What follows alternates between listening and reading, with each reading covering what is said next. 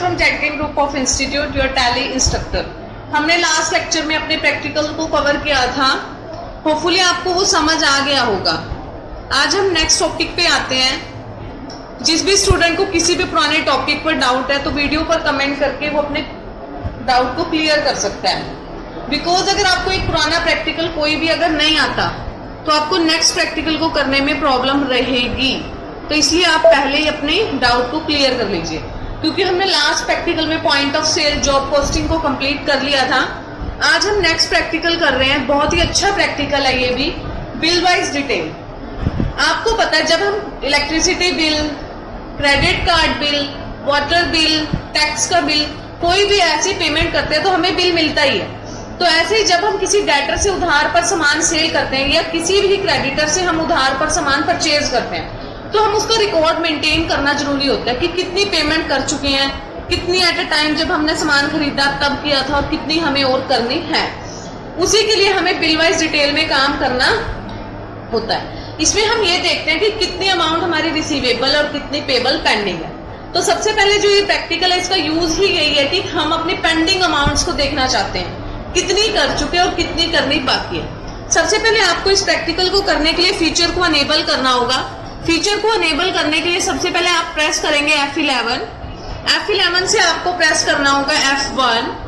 F1 में आपको option मिलेगा मेंटेन बिल वाइज डिटेल। ये देखिए जहां पर कर्सर लेकर आई हूं मैं, वहां पर ऑप्शन नजर आ रहा है आउटस्टैंडिंग मैनेजमेंट में मेंटेन बिल वाइज डिटेल्स।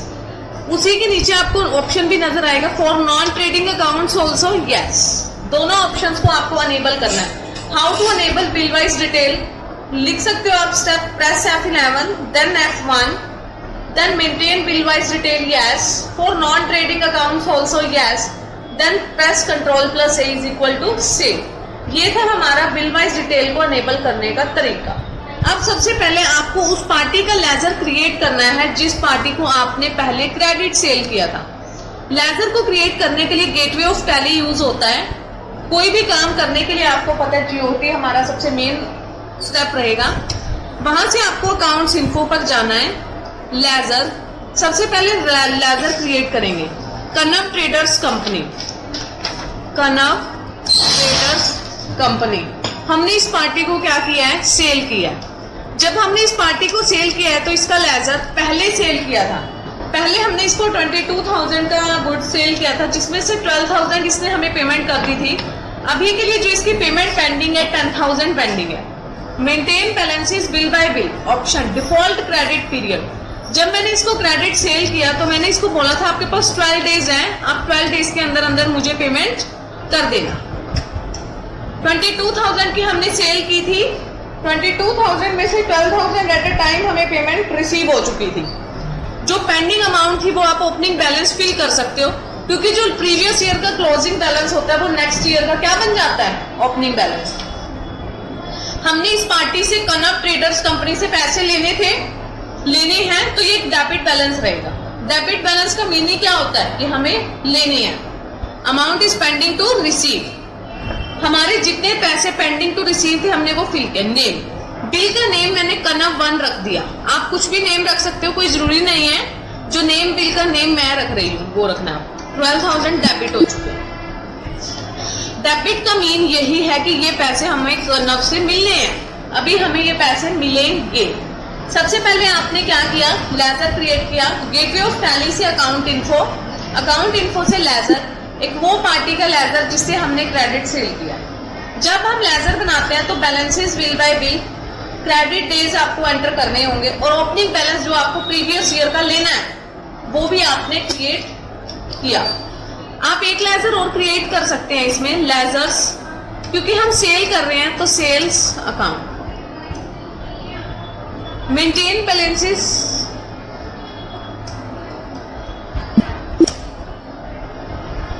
अब देखिए कि आपका सेल अकाउंट भी क्रिएट हो चुका है। आपको क्या करना है, अब F8 में एंट्री पास करनी होगी। F8 में एंट्री पास करने के लिए अकाउंटिंग वाउचर्स पर जाना है आपको F8 शॉर्टकट की सेल्स वाउचर का यूज करना होगा। Now pass the entry in F8 for recording the more sales. ऐसा नहीं होता किसी पार्टी को प्रीवियस ईयर में सेल किया तो इस ईयर कोई भी सेल ना हो। इस ईयर भी हमारा गुड्स क्या हो सकते हैं, सेल हो सकते हैं। हमने क्या किया, पार्टी टू सी की एंट्री हमें पास करनी होगी। मैंने क्या किया, पार्टी को डेबिट करना है। कनव ट्रेडर्स को हमने प्रीवियस ईयर के 10,000 पेंडिंग थे रिसीव होने, अभी हमने इसको 15,600 की सेल की। कनव अकाउंट डेबिट टू सेल। देखिए अभी इसका करंट बैलेंस कितना शो हो रहा है हमारे को, 25,600। अगर अब हमने अप वाली सेल में 15 डेज का क्रेडिट पीरियड दिया तो हम 15 डेज भी एंटर कर सकते हैं। टोटल सेल कितने की मैंने, 15,600 की।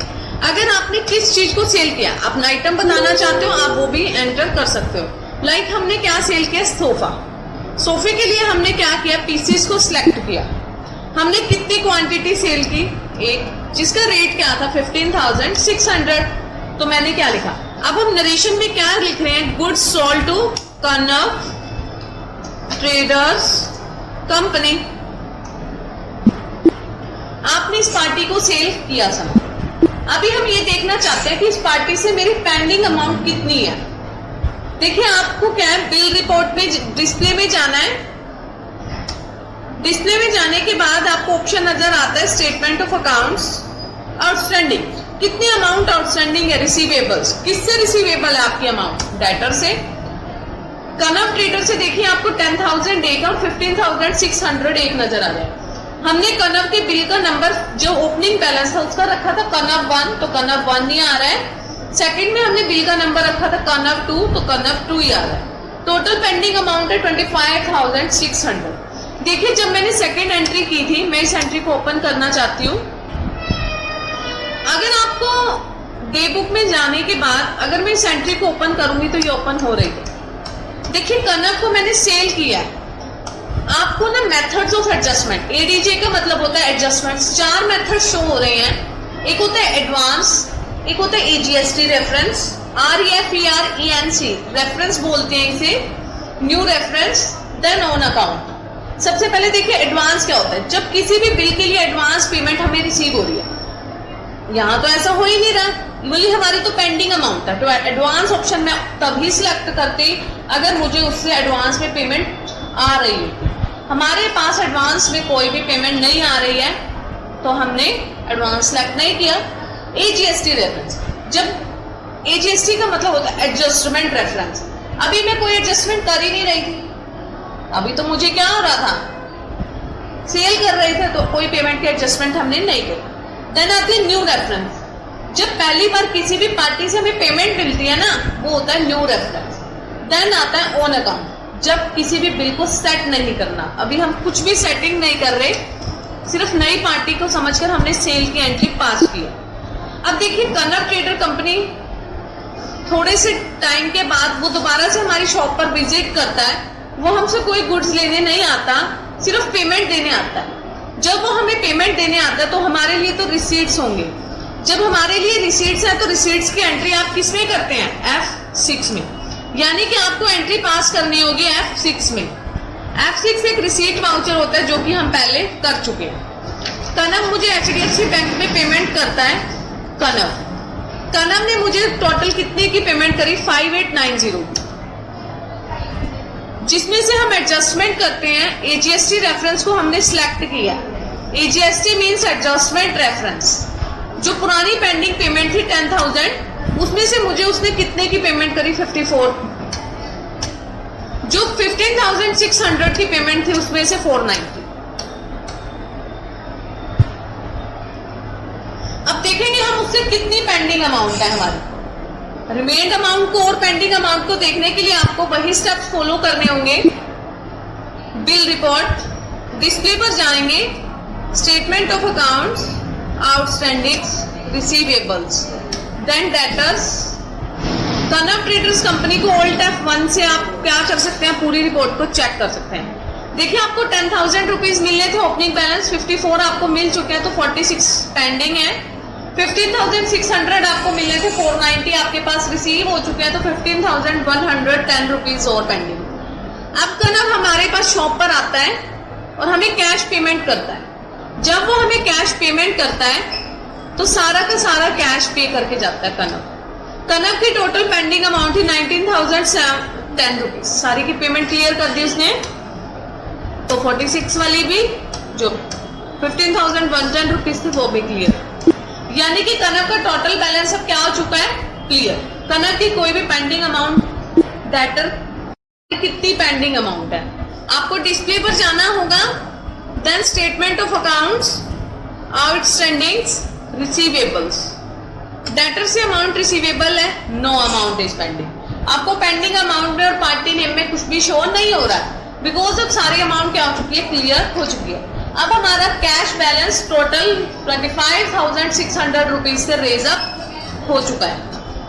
कनक 1 मंथ बाद हमारे पास दोबारा से विजिट करता है, हम उसको अगेन सेल आउट करते हैं। अब फिर से वो हमसे क्रेडिट सेल पर गुड्स मांगता है।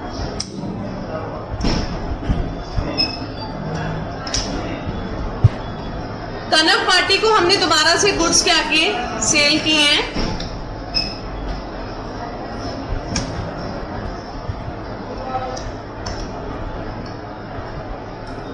कनक हमसे अब कितने के गुड्स लेकर जाता है, 7,800।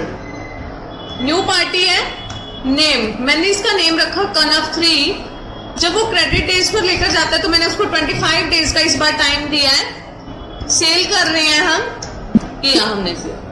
देखिए अब फिर से आपको इसके पेंडिंग अमाउंट क्या हो रही होगी, शो हो रही होगी। आपको डिस्प्ले में जाना है, statement of accounts, outstandings, receivable. Debtor से अमाउंट आपको 78 की दोबारा से क्या हो रही है, शो हो रही है। ये क्या था हमारा bill wise detail from sundry debtors. Similarly आप बिल वाइज डिटेल एक क्रेडिटर का भी बना सकते हैं। सेम आपको ऑप्शन को अनेबल करना होगा। सन्ड्री क्रेडिटर का मतलब क्या है कि हमें किसी भी पार्टी की पेमेंट करनी है। पहले वाले प्रैक्टिकल में हमें रिसीव हो रही थी, बट क्रेडिट परचेज में अभी हमें पे करनी है। जैसे कि आप सन्ड्री क्रेडिटर के अंदर जिस पार्टी से क्रेडिट परचेज करते हो, ओपनिंग बैलेंस के साथ फिलअप कर सकते हो। देन आपको F9 में परचेज में एंट्री करनी होगी।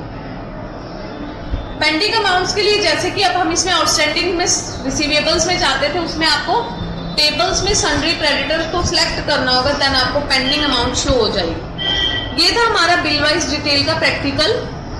होपफुली ये आप सभी को समझ आ गया होगा। हम नेक्स्ट लेक्चर में फॉरेन करेंसी प्रैक्टिकल करेंगे। अगर किसी भी स्टूडेंट को इस प्रैक्टिकल में कोई भी डाउट है तो वो कमेंट बॉक्स में कमेंट करके मुझसे अपने डाउट को क्लियर कर सकता है। बिकॉज अगर आपको एक भी प्रैक्टिकल समझ नहीं आएगा तो टैली में नेक्स्ट प्रैक्टिकल भी समझ नहीं आता। मिलते हैं नेक्स्ट लेक्चर में हम नेक्स्ट वीडियो के साथ, नेक्स्ट टॉपिक के साथ। Thank you so much. Please like, share, subscribe and comment on my channel. Thank you.